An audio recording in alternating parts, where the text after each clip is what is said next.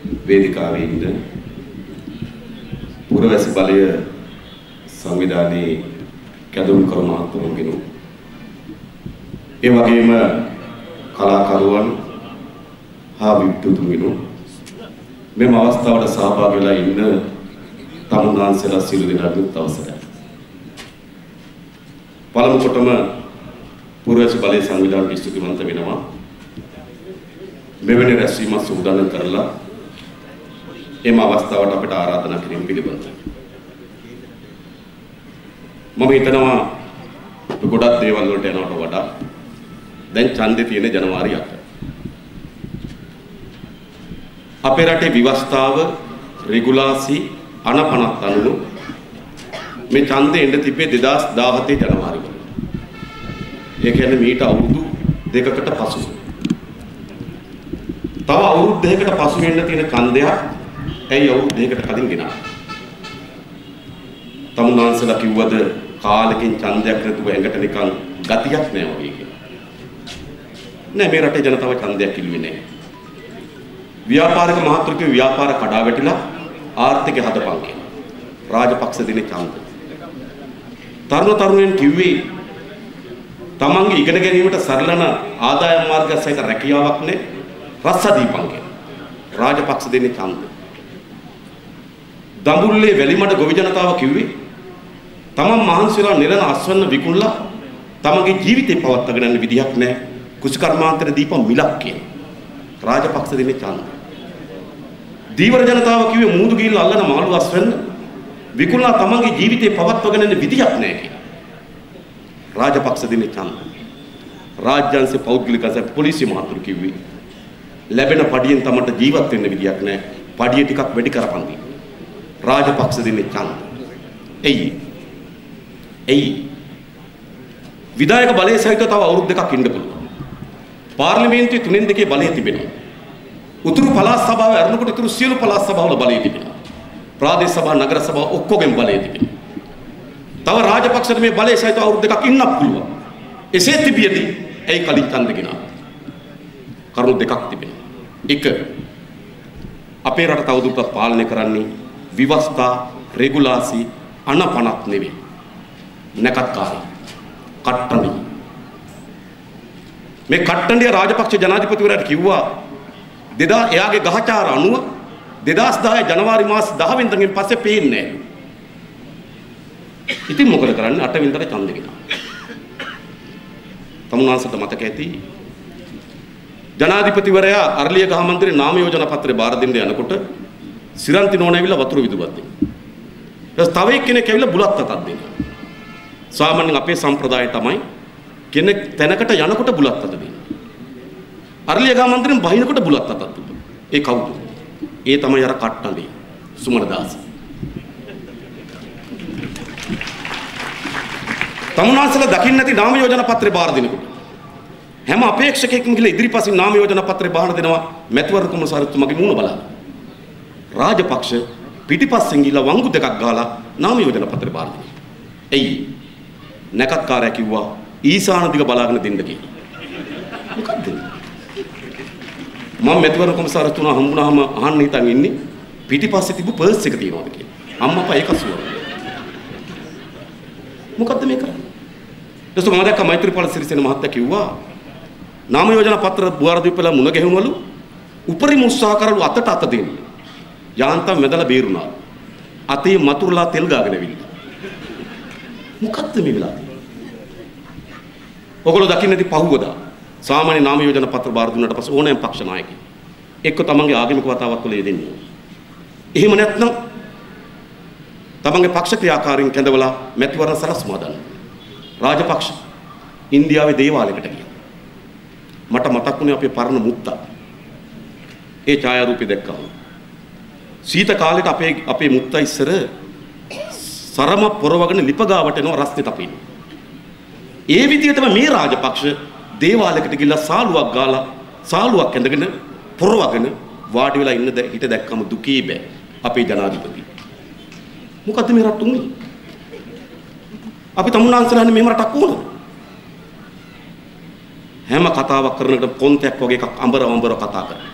මොකද්ද මේ රට? අපි තමුන්නාන්සලට කියන්නේ 21 වෙනි සතවර්ෂය අපි ජීවත් වුණාට නායකයා 15 වෙනි සතවර්ෂයේ. ඒ නිසා ජනවාරි මාස 8 වෙනිදා පරාද කරන්න තියෙන රාජපක්ෂ නෙවෙයි සුමනදාස කට්ටඬිය. මේ කට්ටඬිය පරාද කරන්න. අපි යන්නේ මෙහෙම රටක් අපිට ඕන. මෙම් පාලකෙක් අපිට ඕන. ඒ නිසා ජනවාරි මාසයට මොහු පරාද කරන්න. කට්ටඬියන්ගේ රට බේර ගන්න ඕන එක. ඒ විතරක් නෙවෙයි. බැරි වෙලාව මාධ්‍ය මාතෘ දාන්න ඕනේ ඒ වචනේත් එක්ක හොඳේ බැරි වෙලාවත් රාජපක්ෂ දිනුවොත් නැත්නම් ඕක කපලා දානවා. මම දන්නවා. බැරි වෙලාවත් රාජපක්ෂ දිනුවොත් 2022 ජනවාරි දක්වා ඉන්නේ. ඒ කියන්නේ තව අවුරුදු 7ක්. දැන් 10යි 7යි 17යි. අපි අහනවා මේ රට කවර හෝ පාලකෙක් අවුරුදු 17ක් පාලනය කරන්න ඕන. කිසිම පාලකෙක් මේ රට අවුරුදු 17ක් පාලනය කරන්න ඕනේ. රාජපක්ෂ කොහොමත් ඕනේ. අවුරුදු 17ක් පාලනය. මේ වර්ගයේ පාලකයෝ පවුල කල්ලිය ලෝකේ රටවල් පාලනය කරපු තැන්වල අපි දැකපු අත්දැකීම් මොකක්ද? පිලිපීනේ මාකෝස් මේ වර්ගයේ පාලකෙක් පවුල කල්ලිය 1966 ඉඳන් 86 දක්වා අවුරුදු 20ක් රට පාලනය කළා. පළවාහරින් සිදුනේ මහා ලේ වැගිරීමකින්. ඊජිප්තුවේ මුබාරක් මේ වර්ගයේ පාලකෙක් පවුල කල්ලිය දිගු කාලයක් පළවාහරින් සිදුනේ මහා ලේ වැගිරීමකින්. ටියුනීසියාවේ බෙන් අලි මේ වර්ගයේ පාලකෙක් පවුල කල්ලිය දිගු කාලයක් පළවාහරින් සිදුනේ මහා ලේ වැගිරීමකින්. අපි අහනවා අපේ රට තවත් ලේ වැගිරීමක් ඕනද? ඇති පදමට ලේ වගුරුපු රටක් මේක. ඒ නිසා තවත් ලේ වැගිරීමක් අපේ රට ඕනේ නැහැ. තවත් ලේ වැගිරීමක් අපේ රට ඕනේ නැත්නම් ජනවාරි මාසයට රාජපක්ෂ පරාද කරන්න ඕන, ගෙදර යවන්න ඕන. පරාද කරන්න ඕන පාලකයන්. එතකොට කියනවා නෑ මම සංවර්ධනය කරනවා කියලා. පට්ටපල් බොරු. මොන සංවර්ධනය? මහ බැංකුව වාර්තා බලන 2012 ආණ්ඩුවේ මුළු ආදායම දඩ ගහලා බදු ගහලා උපැන්න සාතික මර සාතික විවාහ සාතික ගාස්තු ඔක්කොම වැඩි කරලා ආණ්ඩුව හොයාගත්ත බිලියන 1051යි. බිලියන කියන කෝටි 100යි. බිලියන 1051යි. 2012 අවුරුද්දේ ආණ්ඩුවේ ණය පොලි වාරිකයේ බිලියන 1071යි. 1053ක් උපයා ගන්නකොට 1051ක් බිලියන ණය පොලි වාරිකයේ ගෙවන්න සිද්ධ වෙනවා. 2012 අවුරුද්දේ ආණ්ඩුවේ මුළු ආදායම රුපියල් බිලියන 1183යි. ණය පොලි වාරිකයේ 1191යි. මොකද වෙලා තිබෙන්නේ? රටකට සිද්ධ වෙලා නම් ඒ වසර උපයා ගන්න ලද මුළු ආදායම ණය පොලි වාරිකයේ ගෙවන්නත් මදිනවා. මොකද රට එක බංකොලොත් වෙච්ච රටක්. රාජපක්ෂ අපේ රට බංකොලොත් කරා. ඒතර කියන පාරවල් හැදුවා. ඔව්. පාරවල් තමයි හොඳම පාර හොරා ගන්න. අපි හොඳට දන්නවා. ඕන කොන්ත්‍රාත් මහතුන් අහලා බලන්න. ගොඩනැගිල්ලක් හැදුවොත් කෙම්පස් ශ්‍රී නම් කෙම්පස් ශ්‍රී තියෙනවා. ඇස්බෙස්ටෝස් නම් ඇස්බෙස්ටෝස් තියෙනවා. අඟල් නම් මේ බිත්ති නම් අඟල් නම් මේ බිත්ති තියෙනවා. ටයිල් අල්ල නම් ටයිල් අල්ලලා තියෙනවා. හැබැයි පාරේ එහෙම නෙවෙයි. පස් කියුබ් ලක්ෂ 5යි. කවුද ගණන් කරන්නේ? කොන්ක්‍රීට් කියුබ් ලක්ෂ 3යි. කවුද ගණන් කරන්නේ? මේ පාරවල් තමයි රාජපක්ෂගේ හොරා කෑමේ ප්‍රධාන මාවත. මම උදාහරණයක් කියන්නම්. දැන් හදන කොළඹ වටරවුම් පාර. කොට්ටාව ඉඳන් කෙරවල පිටිය. කෑලි 3කට කැඩුවා. කොට්ටාව, කඩවත, කොට්ටාව, කඩුවෙල කෙරවල, කඩව සමාවෙන්න. කොට්ටාව, කඩුවෙල, කඩවත කෙරවල පිටිය. පටන් ගත්ත කොට්ටාව, කඩුවෙල කෑලි කිලෝමීටර කෝටි 272යි. කඩුවෙල කඩවත කෑලි කිලෝමීටර කෝටි 554යි. කඩුවෙල කෙරවල පිටිය කෑලි කිලෝමීටර කෝටි 717යි. අපි අහන මේ රටේ ජනතාව මේ රටේ කොතනක හෝ පාරක් හදන්න ඕනද කිලෝමීටරයකට කෝටි 717ක් වැය කරලා. මොකද ඔක රත්තරන් ගින්න නෑ සාමාන්‍ය මිනිස්සු යන්න බඩු ගින්න. කිලෝමීටරයකට කෝටි 717ක්. පාර පටන් ගන්නකොට කිලෝමීටරයකට කෝටි 272යි. අවසන් කැලලට එනකොට කිලෝමීටර කෝටි 717යි. ඒක තමයි මේ රාජපක්ෂගේ පවුලේ කල්ලියේ හොරා කෑනේ පාර තමයි මේ පාර. මෙලකදී කෙන්යාවේ නයිරෝබි නගරේ ඉඳන් තික්කා නගර දක්වා පාරක් හැදුවා. කිලෝමීටර 50යි දිග. මන්තිරු 8යි. වියදම රුපියල් කෝටි 4700යි. රාජපක්ෂගේ කටුනායක පාර. පෑලියගොඩ ඉඳන් කටුනායක කිලෝමීටර 22යි. මන්තිරු 4යි. කෝටි 5200යි. මෙහි කිලෝමීටර 22යි. එහි 50යි. මෙහි මන්තිරු 4යි. එහි 8යි. මේ කෝටි 4700යි. මේ කෝටි 5200යි. එහි කෝටි 4700යි. මොකද වෙලා තිබෙන්නේ? මේ පාර හදන්න තිබා පෑලියගොඩ ඉඳන් මුන්දලම දක්වා කිලෝමීටර 100ක්. කිලෝමීටර් 100ක් හදන්න පුළුවන් පාරෙන් හදන්නේ 22යි. සංවර්ධනය 100ක් හදන්න පුළුවන් පාර. මීට කලින් මට මතකයි ගාමිණී පොන්සේකා මහත්තයා මහවැලිය කරන කාලේ ගාමිණී පොන්සේකා මහත්තයාට කිව්වා මිස්ටර් 1% කියලා. ඒ කියන්නේ මහවැලියට වියදම් කරලාද හැම රුපියල් 100කින්ම රුපියලක් ගාමිණී සමාවෙන්න. නළු නිලියන් ඉන්න නිසා වැඩිපුර කියනවා.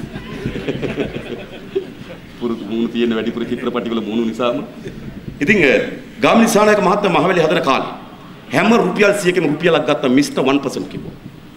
බැසිල් රාජපක්ෂ පාර්ලිමේන්තුවේ දිවුරුම් දෙනකොට දැන් ඔය ඉන්න සීනියමති ලක්ෂ්මන් සෙනවිරත්න බෝඩ් එකක් උස්සන් හිටියා මිස්ටර් 10% කියලා 110 මහත්තයා 110 හොඳයි දැන් මේ රටේ කමිෂන් 75 ව්‍යාපෘති 25 මේක සංවර්ධනය රාජපක්ෂ පහුගිය අවුරුදු 9ට ණය අරගෙන තියෙන රුපියල් කෝටි 5,80,000 කෝටියේ ඒවා 5,80,000 ජනගහන කෝටි 2යි ණය අරන් තියෙන කෝටි 5,80,000 මේ ණය වලට මොකක්ද උනේ කියලා අපි දැනගන්න ඕනේ නැද්ද? පාර්ලිමේන්තුව අපි දිගටම ආනවා. දිනේෂ් ගුණවර්ධන කියනවා රාජ්‍ය ආරක්ෂක හේතුන් මත කියන එක. හොරා කාපු ආරක්ෂාව හේතු. මොකද වෙලා තියෙන්නේ? එනිසා මේ සංවර්ධනය නෙවෙයි. හම්බන්තොට ගිහිල්ලා දුව ජාත්‍යන්තර සම්මන්ත්‍රණ ශාලාව. අපේ රටේ ජාත්‍යන්තර සමුළු 7-8 තියෙනවා. නෑ මේ බණ්ඩාරනායක සම්මන්ත්‍රණ හොඳට මේක අවුරුද්ද දෙකකට විතර එකක් තියෙනවා. හම්බන්තොට ඇටෙව්වා. ඒ යාට වුණා මේක බණ්ඩාරනායකයාට වුණා රාජපක්ෂ සම්මන්ත්‍රණ ශාලාව. හම්බන්තොට කෝටි 3500 මම මේ ළඟදී ගියා හම්බන්තොට ඉඳන් මොනරාගලට වම් අත පැත්තේ තියෙන බෝගන් විලා මල්පැල හිටවල වෙන මුකුත් පැලවෙන්නේ ඒ කාස්ට් එකේ හම්බන්තොට කියන්නේ කිරිගව පාලනයේ විශාල දිස්ත්‍රික්කයක් අද මොකද වෙලාද ජාත්‍යන්තර සම්මන්ත්‍රණ ශාලාවේ හරක් බැඳලා කෝටි 3500 ගව පාලනය නිදහස් කරලා මොකද වෙලාද සූර්යයේ පිට්ටනියක් හැදුවා අපේ රට තව ජාත්‍යන්තර ක්‍රිකට් පිටියක් ඕනද කණ්ඩායම් කීය දෙන්නේ ලංකාවට අවුරුද්දකට ක්‍රිකට් ක්‍රීඩාවේ උපත එංගලන්තයේ තියෙන ජාත්‍යන්තර ක්‍රිකට් පිටි 5යි ලංකාවේ 8යි මොකක්ද අවුරුද්දට එක මැච් එකක් ගහන්නේ සූර්යයේ පිට්ටනිය අද ක්‍රිකට් පාලක මණ්ඩලය නඩත්තු කරගන්න විදියක් නැහැ හමුදාවට දීලා නඩත්තු කරන්න සූර්යයේ වැවීම වතුර ගහනවා තන නිල්ල නිල් පාටට තියාගන්න ගොවින්ට වතුර නැහැ ගොවිතැන් කරන්න සංවර්ධනය දැන් මේ කොළඹ හදන නෙළුම් කුළුණ කෝටි 1500 ඒකට නැංගහම ඉන්දියාව පේනවා තමුන්නාන්සලත් කිව්වා චිත්‍රපටයක් ගහන්න මරු තැනක් නැතුව තිබ්බ කුළුණක් අපිට. එහෙම ප්‍රශ්න තිබ්බද රටේ? මොකද ජනතාවගේ ජීවිතයත් එක්ක සම්බන්ධ නෙළුම් කුළුණ? මොකද ජනතාවගේ ජීවිතයත් එක්ක සම්බන්ධ සම්මන්ත්‍රණ ශාලා? මොකද ජනතාවගේ ජීවිතයත් එක්ක සම්බන්ධ ක්‍රිකට් පිටි? මොකද ජනතාවත් එක්ක සම්බන්ධ නැති සංවර්ධනය. මේවා කොන්ක්‍රීට් වනාන්තර.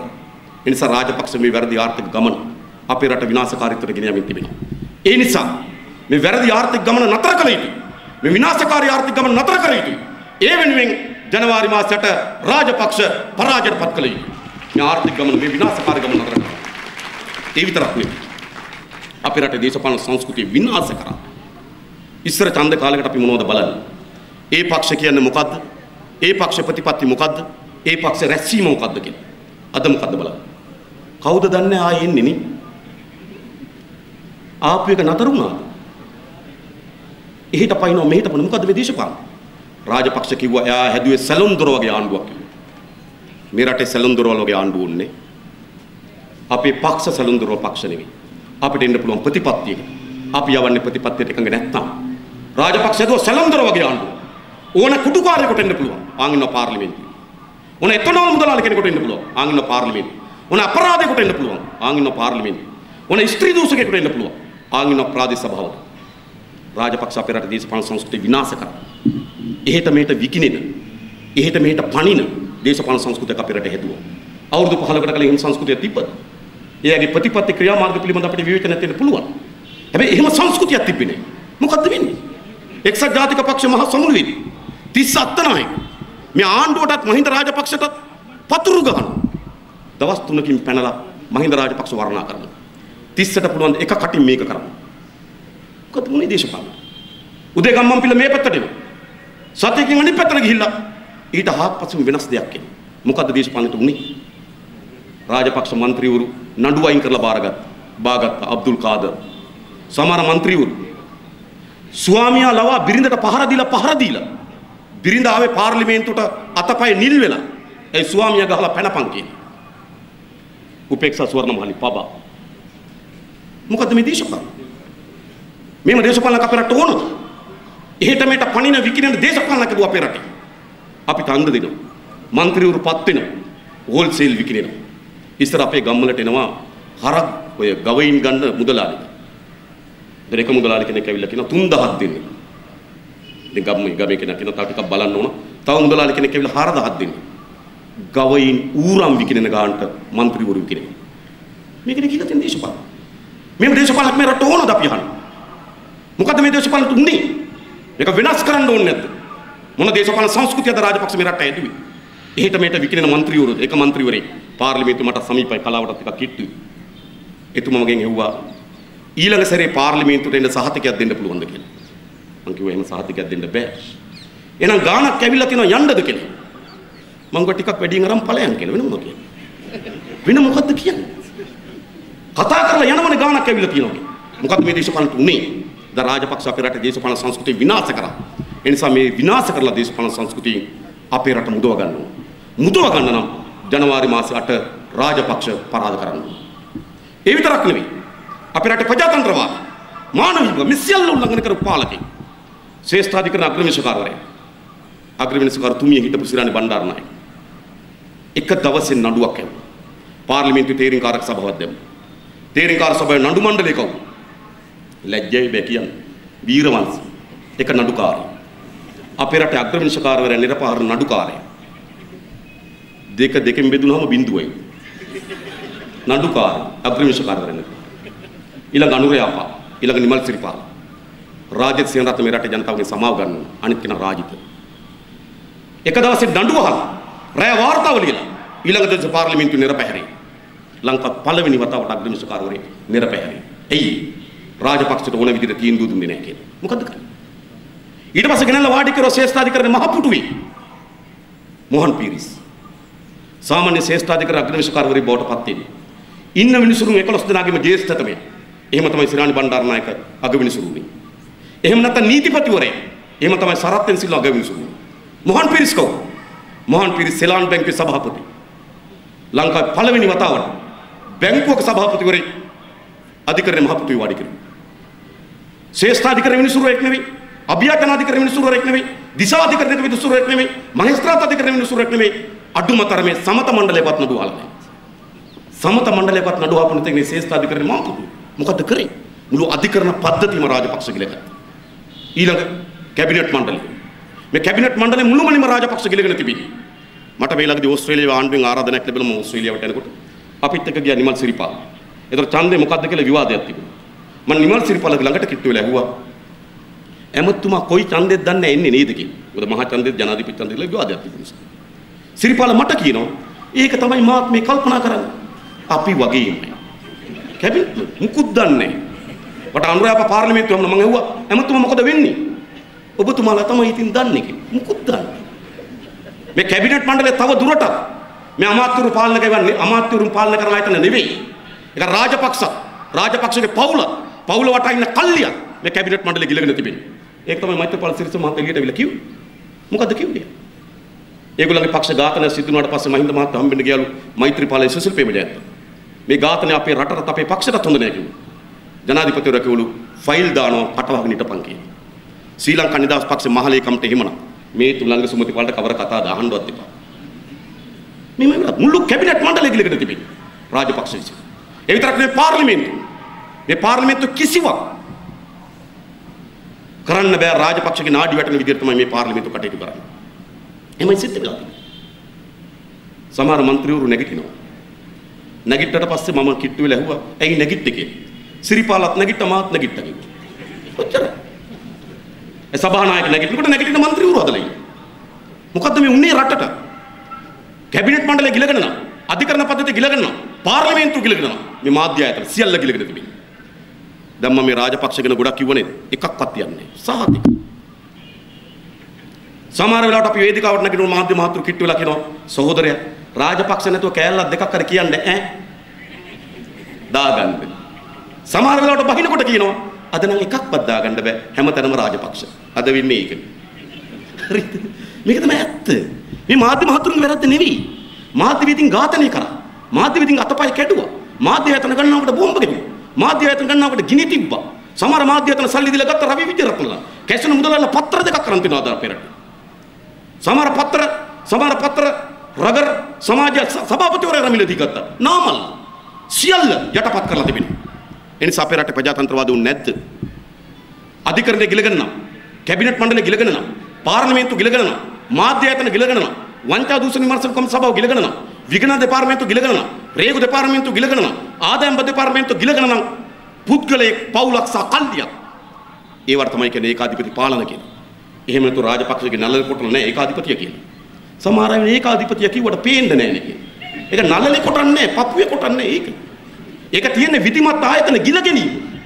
විධිමත් ආයතන තනි පුද්ගලයෙක් විසින්, තනි පවුලක් විසින්, තනි කල්ලියක් විසින් ගිලගෙන තිබෙනවා. වෙනස් කරන්න ඕනේ නැද්ද? ඒ නිසා මේ යන ගමන පරාද කරන්න. ප්‍රජාතන්ත්‍රවාදයට අත තමයි මේ යන ගමන පරාද කරන්න නම් රාජපක්ෂ ජනවාරි මාසයට පරාද කරන්න. ඒ විතරයි. 2009 මේ මාසේ 19 වෙනිදා යුද්ධය අවසන් වුණා. ඒක මහා ඛේද වාචකයක්. අපි විසින් වෙනත් රටක් අත්පත් කරගත්ත නෙවෙයි. අපේ රට යටත් කරගෙන ඉන්න යටත් විජිතේ ආක්‍රමණිකේ අපි පළවැරිය නෙවෙයි. එකම රටේ පැති දෙහික. ඒ පැත්තේ තරුණය අවියවුද ගත්තා. මේ රටේ හමුදාවට සාමාන්‍ය ගම්වල අම්මලා තාත්තලාගේ දරුවෝ බැඳුනා. 2009 මේ මාසේ 19 වෙනිදා. ඒ ඛේද වාචකය අවසන් වුණා. ඒක ඛේද වාචකයක්. හැබැයි ඒ වෙනුවෙන් අපි කොච්චර ගෙව්වද? තාමත් යුද්ධෙදී මිය ගියපු ගාන අපි දන්නේ නැහැ. විශාල ප්‍රමාණයක් මේක ගණනය කරන්න හැකි පිරිසක් මිය ගියින් තිබෙන දන්නේ නැති පිරිසක් මැරිලා තිබෙනවා. හොඳද? උතුරු පළාතේ විතර යුද වැන්ද බෝන් ඉන්න 45000. අම්මා තාත්තා දෙන්නම නැත දරුවෝ ඉන්න 2500ක්. සාධාරණ. දේපල කෝටි ගණන් විනාශ වුණා. ජීවිත ලක්ෂ ගණන් විනාශ වුණා. ධනෙ විශාල ප්‍රමාණයක් විනාශ වුණා. අපේ අනාගතයේ විශාල ප්‍රමාණයක් විනාශ වුණා. ඒක තමයි 2009 මේ මාසේ 19 වෙනිදා අවසන් වුණේ. හැබැයි ඒක කඩයිමයි. ඊළඟ මොකද්ද කරන්න ඕන? අපි ගෙවන ලද අපි ඒ යුද්ධය අවසන් කිරීම වෙනුවෙන් ගෙවන ලද වන්දිය, යුද්ධය විසින් ගෙවන ලද යම් වන්දිය, ජීවිතවල, දේපලවල, ධනෙ, අනාගතේ ගෙවන ලද වන්දියට සාධාරණයක් වුනේ නැද්ද? ඒකට සාධාරණයක් දෙන්න නම් ජාතික සමගිය හැදිය යුතුයි. ජාතික සමගිය හැදීමකින් තොරව යුද්ධය ඇතිවෙච්ච විනාශයට සාධාරණත්වයක් දෙන්න බෑ. ඒ වන්දිය ගෙවන්න බෑ. හැබැයි රාජපක්ෂ කිව්වේ නෑ. රාජපක්ෂලාට අතීත කාමෙන් ගැලවෙන්න බැරුණා. උගේ මතුරන්නේ යුද ජයග්‍රහණ, කොටිය, ත්‍රස්තවාදිය, ඩයස්පෝරාව, ඊළම කුමන්ත්‍රණ මේ ශබ්දකෝෂෙන් රාජපක්ෂක අවුරුදු 5ක් ගිලක් ගැලවෙන්න බැරි වෙලා තිබෙනවා. ඔවුන් 2009 අතීතේ ජීවත් වෙන මිනිස්සු. 2009 මේ මාසේ 19 වෙනිදා පස්සේ අපේ රට මුළුමනින්ම අලුත් වී යුතු තිබුණා. අපේ ශබ්දකෝෂ අලුත් වී යුතු තිබුණා. අපේ මාධ්‍ය ආයතන වලට කැඳවලා අලුත් උපදේශමාලාව ලබා දී යුතු තිබුණා. අපි අලුත් වී යුතු තිබුණා. රාජපක්ෂට අලුත් වීමක් ගැන හිතුවේවත් නැහැ. කිරිබත් කමින්, රජපුටුවේ වාඩි වෙමින්, රාජත්වයට උත්කර්ෂයට නංගමින් මොකද්ද මේ කරේ රට? අන්තිමේදී මොකද වුනේ? ඒ දෙමළ ජනතාව තල්ලු කරලා දැම්මා. වෙනත් දේශපාලන සංවිධාන වෙත ඒ දෙමළ ජනතාව දිනා ගන්න බැරි වුණා. මම ගියා මැනිෆාම් කඳුරට ඒ දරුවෝ ඒ අවතන් කඳුරේ ඉඳපු වෙලාව. ඒක තාත්තා කෙනෙක් මට කිව්වා. පුදු මාතලන් වල ඉඳන් ඒ තාත්තයි ස්වාමියයි දරුවෝ දෙන්නයි එන තාත්තයි බිරිඳයි දරුවෝ දෙන්නයි එනකොට පාලමක නමක් කිව්ව මට නම් මතක නැහැ. ඒ පාලම ගාවේදී බිරිඳයි දරුවෝ දෙන්නයි සෙල් වැඩලා මිය ගියා කිව්වා. මට දෙන්න කිව්වා පාලම ගාවට ගිහලා අඬන්න. අවුරුදු දෙකක් මැනිෆාම් කඳුරේ අඩුම තරමේ අඬණ්ඩයි තියමුන්නේ. සාධාරණ. අදත් උතුරේ අර්ධ මිලිටරි පාලන ගෙන යන සාධාරණ නේ. සිවිල් පරිපාලනක ස්ථාපිත කළ යුතු තිබුණා. මම ළඟදී වවුනියාට ගියා. එක දෙමළ තාත්තා කෙනෙක් මට හම්බුණා. ඒ තාත්තා කිව්වේ මොකක්ද? එයාගේ දුව වැඩි වියටපත් වුණා. වැඩි වියටපත් වුණාට පස්සේ ඒ සංස්කෘතිය අනුව වතුර කලයකින් එයාගෙන යන නාවනවා. හැබැයි හමුදා බුද්ධියන්සෙන් ඇවිල්ලා අහනවා නාවන්න ගින අම්මගේ නම මොකද්ද කියලා. ඇඩ්‍රස් එක මොකද්ද කියලා. ගිහලා වතුර උස්සන්න පුළුවන්ද කියලා බර බලන්නත් දන්නේ අම්මා. මොකද්ද මේ වෙලා තිබෙන්නේ? මේ ජනතාවගේ නිදහස ප්‍රජාතන්ත්‍රවාදී ස්ථාපිත කළ යුතුම රාජපක්ෂලට ඒවා පිළිබඳ දැක්මක් තිබුණේ නැහැ. ඒ පළාත්වල ඉඩම් වල විශාල ප්‍රශ්නයක් තිබුණා. ඉඩම් කියලා කියන්නේ අපේ රටේ දේපලක් නෙමෙයි. ඉඩම් කියන්නේ ඥාතිත්වය අපේ රටේ. ඒ සංස්කෘතියක් අපිට තිබෙනවා. අපි තාමත් මහගෙදරට ආදරෙයි. අපි කවදුත් මහගෙදරට අවුරුද්ද සැරයක්වත් යන උත්සාහ කරනවා. ඉඩම් කියන්නේ අපේ ඥාතිත්වය. උතුරෙත් එහෙමයි. ඉඩම් විශාල ගැටලුවක් තිබුණා. ඒක ඉක්මනින් විසඳුවිය යුතු තිබුණා. ඒ උණු රාජපක්ෂ ගිල හම්බන්තොට මිනිස්සු පදිංචි කරවන්න පටන් ගත්තා. දෙමළ ජනතාවට මොකද්ද හිතෙන්නේ? තමන්ගේ ආණ්ඩුවක් කියලා හිතෙනවද? ඒ9 පාර දිගේ ඉඩම් ටික තමන්ගේ ව්‍යාපාරිකයන්ට දුන්නා.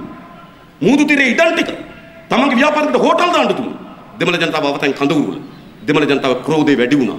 වෛරය වැඩි වුණා. ඈත් වුණා. මේකද සිද්ධ කරේ. රාජපක්ෂලා දැක්මක් තිබෙන්නේ. මම ගියා මේ වැලිකඩ බන්ධනාගාරයට දෙමළ සිරකරුවන් බලන දවසක්. මට එක තරුණයෙක් හම්බුණා. 1997 අත්අඩංගුවට ගත්ත කිව්වා. 2013 දක්වා අවුරුදු 16ක් කිරේ මම ඒව ඇයි කියලා. LTD සංවිධානය විසින් නිකුත් කරන ලද හැඳුන්පතක් අතේ තිබ්බා කිව්වා. මම ඒව හැඳුන්පත අත්සන් කළා තිබ්බේ කවුද? දයා මාස්ටර්. දයා මාස්ටර් විසින් අත්සන් කළ ලද හැඳුන්පත අතේ තියාගැනීමේ වරදට අවුරුදු 16ක් කිරේ දයා මාස්ටර් එළියේ. සාධාරණ. මොකද ඒ දෙමළ ජනතාවට හිතින්නේ? ඇයි? දයා මාස්ටර් රත්තරන් හංගපු තැන් දන්නේ. දරුවෝ දන්නේ. ඒගොල්ලෝ හිරේ රත්තරන් හංගපු තැන් දන්න අය එළියේ. සාධාරණ. මේ යුද්ධයේ ප්‍රබල යුද්ධයක් බවට පත් වෙන සාධක තුනක් බලපෑවා. එකක් අවියාවුද, දෙක මුදල්, තුන ජාත්‍යන්තර සබත්තා. ප්‍රභාකරන් වන්නිකල යුද්ධෙ මෙහෙපු කැත්ත. හැබැයි අවියාවුද වෙන්නේ KP. මුදල් එක්රැස් කරේ KP. ජාත්‍යන්තර සබත්තා නඩත්තු කරේ KP. එනිසා මේ යුද්ධේ විශාල ව්‍යසනයක් බවට පත් වෙන කුමාරන් පද්මනාධන් වගකිය යුතුයි. ඒ නිසා තමයි ප්‍රභාකරන්ගේ ඝාතනයෙන් පස්සේ OLTD නායකත්වයට පත් වෙන්නේ. නිකම්පත් වෙනව නෙවෙයි. සමුදා බුද්ධාංශ කියලා මෙලෙසියාව දෙව අත්අඩංගුවට අරගෙන එනවා. KP ලංකාදීප පත්තරයට කියනවා. ඒ අත්අඩංගුවට අරගෙන අවිලා අරගෙන යන ගෝඨාභය රාජපක්ෂ ගාවට. යනකොට බහේ ගෙහි ගියා. විවුල ගියා. ගෝඨාභයත් එක්ක කතා කරනකොට සිත සැහැල්ලු වුණා. කූල් වුණා. ඒ අහන්න නැති උඹට නැව් කීයක් තියෙනවද? 13යි. උඹට කීයද මට කීයද? සිත සැහැල්ලු වෙනවා. බැංකු ගිණුම් කීයක් තියෙනවද? උඹට කීයද මට කීයද? සිත කූල් වෙනවා. ඊට පස්සේ ගිහලා විසුම් පාය නතර කරා. මෙහා පැත්තේ විසුම් පාය නතර කරා. STF ආරක්ෂාව යටතේ. එතකොට KPF අවියාවුද අරගෙන යුද්ධෙට ගියපු තරුණය හිරේ. ඒ KPලා රාජපක්ෂගේ අගසව් වෙලා මුලතේ උල ඡන්ද ව්‍යාපාරය. දෙමළ ජනතාවගේ වෛරය වැඩි වුණා. ඒ නිසා රාජපක්ෂ අපේ රටේ ජාතික සමගිය හැදුවේ නැහැ. යුද්ධය අවසන් වීම එක කඩයිමයි. ඒ සඳහා ගෙවිය යුතු උපරිම වන්දිය ගෙවන්න නම් ජාතික සමගිය හදන්න. ඒ පිළිබඳ දැක්මක්වත් තිබුණේ නැහැ රාජපක්ෂලාට. ඒ විතරක් නෙවෙයි තවත් විවිධ බලසේන හැදුවා. කෙලිම ගෝඨාභය රාජපක්ෂ මෙදියක් තුනේ. ආරක්ෂාව දුන්නා. මුදල් දුන්නා. අවියාවුද දුන්නා. සිංහල ජනතාවට කියන්න පටන් ගත්තා. උඹලගේ සතුරා මුස්ලිම් මිනිහා කිව්වා. මුස්ලිම් මිනිහට කිව්වා උඹලගේ සතුරා සිංහල මිනිහා කිව්වා. අපිට ගහගනින්න කිව්වා. මම දැක්ක සමහර ආන්දරණ වංශලා කියනවා ඒගොල්ලෝ නිල නොවන පොලිසියක් හිටට කටයුතු කරනවා. මෙතන ඉන්න කට්ටිය කිව්වා මේ බොරැල්ලේ පොලිසිය හරිනේ. ඒ නිසා අපි අද ඉඳන් නිල නොවන පොලිසියක් හිටට කටයුතු කරනවා කියලා තීන්දුවක් ගත්තොත් මොකද වෙන්නේ? ඔක්කොම අරන් ගිහලා නිල පොලිසිය දානවා. මේක නෙමෙයි. හැබැයි ඒගොල්ලෝ කියන අපි නිල නොවන පොලිසිය. පොලිසිය මොකද්ද කරන්නේ? ඇයි ආරක්ෂාව තිබුණා. ඒක තමයි අලුත්ගමදී ඇවිලුනේ. අලුත්ගමදී ඇවිදිච්ච ගින්න රට පුරා ඇවිලෙන්න නොදී වළක්වා ගන්න මේ රටේ ජනතාවට පුළුවන් වුණා. පක්ෂයක් හැටියට අපිට සතුටක් සහ ආඩම්බරයක් තිබෙනවා. ඒ වැළැක්වීම සඳහා අපි උපරිම මෙදියත්වීමක් කරා. සතුටු වෙනවා. වැළැක්වුවා. හැබැයි රාජපක්ෂලාට ඕන වුණා ගින්න. මේ ජනවාරි මාස 8 වෙනිදා රාජපක්ෂ මේ කඩේම පනින්න දෙන්න එපා. පැන්නොස් සහතිකයි.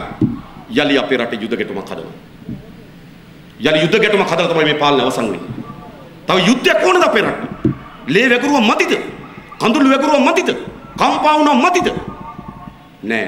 තව ලේ වැගිරීමක් අපේ රට ඕනේ නෑ. තව ජාතිවාදී ගැටුමක් අපේ රට ඕනේ. සිංහල දෙමළ මුස්ලිම් අපි මේ රටේ ඉපදෙනවා. මේ රටේ ආර්ථිකයට අහුල් වෙනවා. මේ රටේ මියදෙනවා. මේ රටේ පොහොර වෙනවා. ආවේ කොහෙන්ද? දකුණු ඉන්දියාවෙන්ද? උතුරු ඉන්දියාවෙන්ද? මලබාරෙන්ද? කොරමණ්ඩල් වලින්ද? යුද්ධයකට ආපු අයද? විලඳු වලින් ආපු අයද? ආව විවාහ වලින් ආපු අයද? ආක්‍රමණයකට ලෙස ආපු අයද? ඒවා ඉතිහාසයට අදාළයි. අද මේ රටේ ඉපදෙන, මේ රටේ ආර්ථිකයට අහුල් වෙන, මේ රටේ මේ පොළවේ මිහිදන් වෙන සිංහල දෙමළ මුස්ලිම් කියලා ප්‍රධාන ජන කොටස් තුනක් ජීවත් වෙනවා. ඔවුන්ට භාෂාවන් දෙකක් තිබෙනවා. ඒ දෙකේ අයිතිය සහ ගෞරවය අපි ආරක්ෂා කරන්න. ඔවුන්ට ආගම් හතරක් තිබෙනවා. Hindu ධර්මය, ඉස්ලාම් ධර්මය, බුද්ධ ධර්මය, කතෝලික ධර්මය. ඒ ආගම් වලට ගරු කිරීම සහ ආරක්ෂාව ලබා දෙන්න. ඔවුන්ට සංස්කෘතියින් තිබෙනවා. දෙමළ ජනතාවගේ මුට්ටක් කිරි. ඉස්ලාම් භක්තිකයන්ගේ පරදා සිංහල අයගේ උඩරට ඇඳුම සංස්කෘතියින් තිබෙනවා.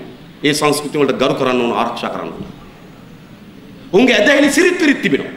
අපිට කාටද කියන්න පුළුවන් උඹ පරදාව ගලවපන් කියලා. අපි කාටද කියන්න පුළුවන් උඹ මුට්ටක් කියලා ගලවපන් කියලා. අපි කාටද කියන්න පුළුවන් උඹ උඩරට ධාරිය ගලවපන් කියලා. අපිට කියන අයිතියක් නැහැ. ඒකේ යගේ සංස්කෘතිය, ඒගොල්ලන්ගේ සිරිත් පිරිත් ඇදහිලි ඒව ආරක්ෂා කරන්න ඕනේ නැත්. රාජපක්ෂලට ඒ පිළිබඳ දැක්මක් හෝ ඒ පිළිබඳ උවමනාවක් නැති නායකයෙක් මතක තබන්න. ඒ නිසා මේගොල්ලන්ට ඕන පරණ මඩගෝරු. අදත් ඡන්ද ව්‍යාපාරය බලන්න. අදත් ඡන්ද ව්‍යාපාරය යෙදෙන විදිය බලන්න. මේ ඡන්ද ව්‍යාපාරය යෙදෙන විදිය බලන්න. වපුරන්නේ මොකද?